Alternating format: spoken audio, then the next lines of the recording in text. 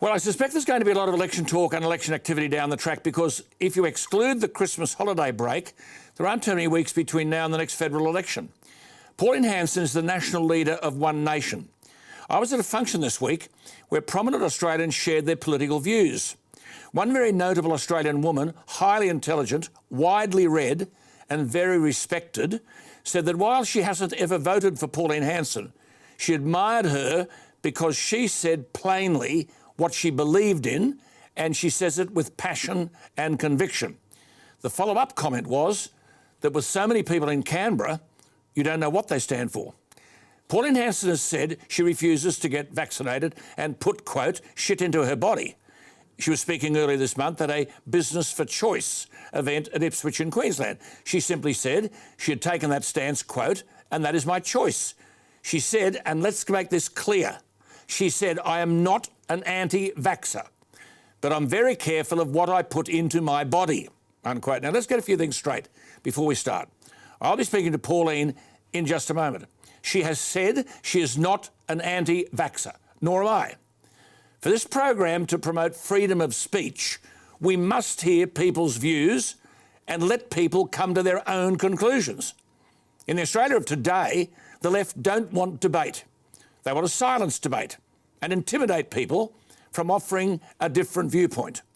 Pauline Hanson told her audience that she had maintained a healthy lifestyle and that she believed that she would be jeopardising her health by getting the jab. Let me just say, I've been vaccinated against everything since I was a small child, and I'm doubly vaccinated against this virus. But I have great difficulty in a democratic society where the Prime Minister has said that vaccination should not be mandatory, yet people are vilified, and as Mark Latham said last night, thousands are being sacked because they're not vaccinated. If this is not worthy of debate in a democratic society, nothing is. And I might point out, Pauline Hanson is not the only person in the federal parliament who shares these views and these concerns. Let's go to Pauline. She's at her home outside Ipswich in Queensland and see how to resolve this dilemma. Pauline, thank you for your time, and we need to take this issue carefully and seriously. Isn't the strongest argument in treating those who choose not to be vaccinated as equal Australians, which Dominic Perrottet has done today, the fact that for those who are vaccinated, we're told that will prevent us from suffering serious consequences if the virus infected us, so that unvaccinated people would not be a threat to us. How would that be argued that an unvaccinated person is a risk to others? Well, they're not. If you're vaccinated, you should have the coverage, so you shouldn't be worrying about an unvaccinated person.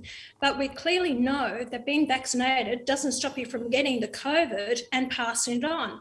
By having the COVID shot, it basically you can be asymptomatic. Basically, you can have the COVID, don't know that you've got it, and still passing it on. So what they're imposing on the people, shutting down borders, stopping our freedoms, stopping us from going somewhere. And the stupid part about it, Alan, is that here I have the health professionals, psychologists, psychiatrists and different ones who cannot be there for their patients, for their clients, and they can't even talk to anyone on the phone to give them a consultation unless they've been vaxxed. So you can't tell me this is about health issues. This is about become political. You see, look, you're 1,000% correct. See, in a free society, and that's what I've been arguing all week, our focus here, Pauline's been on freedom, people shouldn't be afraid of saying what they think, so long as it's not illegal and doesn't hurt or damage others. You're saying that you object to your freedom and your choices being taken away. How does exercising your freedom interfere with anybody if 93.4% of Australians have had their first dose and 89.5% have had 2 doses? You're correct, Alan. And you see, the Chief Health Officer in Queensland last night said, we're not getting rid of mandating vaccines, even at 90% vaccination rate. They have no inkling of wanting to actually give people back their freedoms. It's about controlling the people. Even these check-in apps that you have. Do you know, under the Privacy Act, you don't have to use the check-in app. It says there, if you check and use that check-in app, it says that you're giving them the authority to use your information anywhere else that they want to. But Pauline, surely, you mentioned the Privacy Act. Surely under the Privacy Act, and it's a fact, that I'm not entitled to inquire about your health status. I mean, there are people currently, Mark Latham made this point last night, your splendid leader in New South Wales made the point, there are people being sacked because they're not vaccinated when the Prime Minister of Australia says vaccination is not mandatory. Now, you moved a bill in the Senate in September to ban jab mandates. Mandates, not jabs, mandates.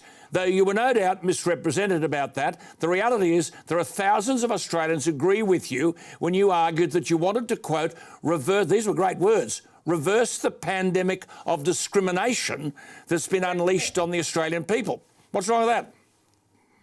That's right, Alan. It was the last 2 weeks of Parliament that I moved that bill. We had no support from anyone. And then when I didn't get the bill up, I tried to get it to a Legal and Constitutional Affairs Senate committee to actually debate the bill, give the Australians the opportunity to actually debate the bill and send in their submissions. Do you know, Penny Wong went out of her way to stop that bill getting up, and I lost it by one vote in the Senate, that it never got up. 3 times I tried. I was devastated that they didn't want to give the Australian people their opportunity to have their say. I'm not finished with it. I will take it back.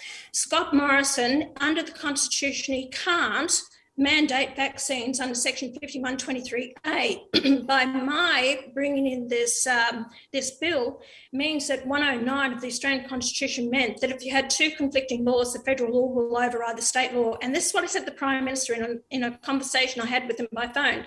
I said, do something about it. You have to rein in the state premiers. You can't allow them to actually dictate to people. People are losing their homes, they're losing their jobs, Absolutely. They're losing their businesses.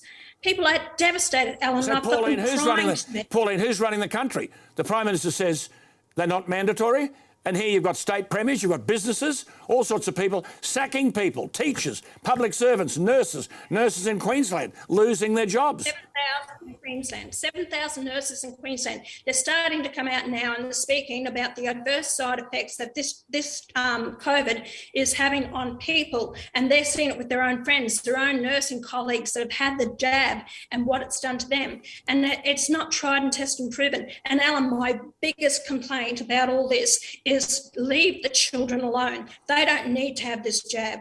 It doesn't affect the children. When you have 99% recovery with it, don't give it to people that don't actually need to have it. Pauline, my theme this week has been, is this the Australia we want it to be? Yet people who are peacefully protesting on the vaccination issue are treated as idiots and ratbags and extremists.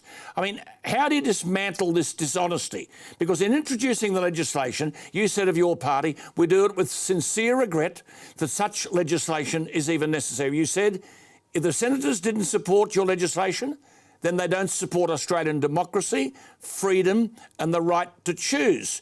Now, what do you say to someone who says that your right to choose not to be vaccinated cuts across the right of other Australians not to have their health placed at risk by unvaccinated Australians? What do you say to that? Well, when we've had the vaccinations of smallpox and the other vaccinations that we've had, measles, we've only needed 1 dose.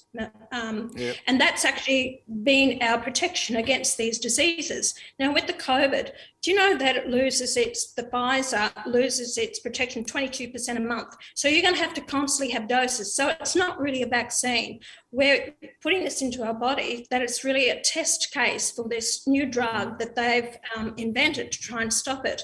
So you're taking away people's rights to actually choose whether they want to have this. A lot of Australians will have it if they feel safe to have it. But to actually deny people access to libraries, to buildings, to their own apartment buildings, the shutdown of borders, you've actually denied people rights to pubs, clubs and stadiums to see those be with their children. I think that's more harmful. This is not the Australia you want. If I could just say to my viewers, Pauline Hanson, I thought this was an outstanding speech. She won't get any credit for it. She said she's not against the Australian people in what she's doing. She said, we're here to wield the power of the Australian people. We have no right, she said in the Parliament, to take away their rights. Now, what do you say to people like Jackie Lambie, who argued, well, if you get behind the wheel of a car and drive twice the speed limit, you're putting other people's lives at risk. You don't have the right to do that. Now, I find that argument illogical, because if you're driving at twice the speed limit, you're breaking the law. Not being vaccinated doesn't break any law. It's a stupid comment that she made, and it doesn't have any basis to it whatsoever. And it's not a debatable argument. So we're talking about people's health, what they put in. But Alan, I'll go back to what people are saying. They're not anti-vax. They just want to know that it's safe to put in their bodies. And people have a right to do that. I have a right to do it, and no way in Weibel. Alan, I asked this question of politicians. Why are they not being forced to have the vaccination themselves? Why are judges not forced to have it? And yet you're forcing the Australian people. It's unfair on the Australian people to treat politicians totally different to the general public out there. And these politicians that are too gutless to stand up and fight for the rights of the Australian people, that they're not, that's what we're there to represent, the people. And if I just should say to our viewers, you see, this lady speaks her mind and she'll be vilified. Let me tell you something you don't know. Pauline Hanson's not alone in this argument. There are 5 coalition senators who crossed the floor. Senator Rennick from Queensland, a coalition senator. Alex Anchich from South Australia, a very bright coalition senator. They've said they would block legislation unless vaccine mandates were banned. Senators Canavan, Sam McMahon and Conchetta Fioravanti-Wells also supported the Pauline Hanson bill, but they're not withholding their votes on other matters. Are these people extremist ratbags, Pauline? Oh, no, I take my hat off to him, especially Jared Rennick, and he's so true to his word. He's going to block legislation with my 2 votes, with Malcolm Roberts, myself and Jared Rennick. The government cannot get any legislation through whatsoever, and I have made it I promise to the people I will not support any of the government legislation until the Prime Minister deals with this issue. And this is the biggest issue facing our country. Alan, it is the biggest issue, and I'm not going to deal with any other legislation until they deal with it. Good on you. Great to talk to you, Pauline. That's been the theme this week. Freedoms, choice. Are we a democratic society or aren't we? Thank you for speaking your mind. People may not agree, but you're entitled to that view. This was the lady, remember, in Australia who several years ago couldn't even get a hall to speak in because she had a particular viewpoint. We've got to be better than that. This is not the Australia that we want tomorrow to be. Anyway, if you've got a view, go to the website, alanjones.com.au. There's room to make your comment there. We'd love to hear from you. Pauline, fantastic stuff. We'll catch up. Have a wonderful Christmas, you and James and the whole team, and we'll see you down the track. Congratulations on your new show. I'm so happy for you. Thank you. And thank you for the cartoon, by the way. Pauline put a cartoon together for us. We're not going to play it tonight, but it's on my Facebook page where she's congratulated us on the new program, and it's very funny. Just go to the Facebook page and see the cartoon. Thanks to Pauline Hanson and James and the team there. Well done, Pauline. All the best. Thank you for joining us tonight. Back after this.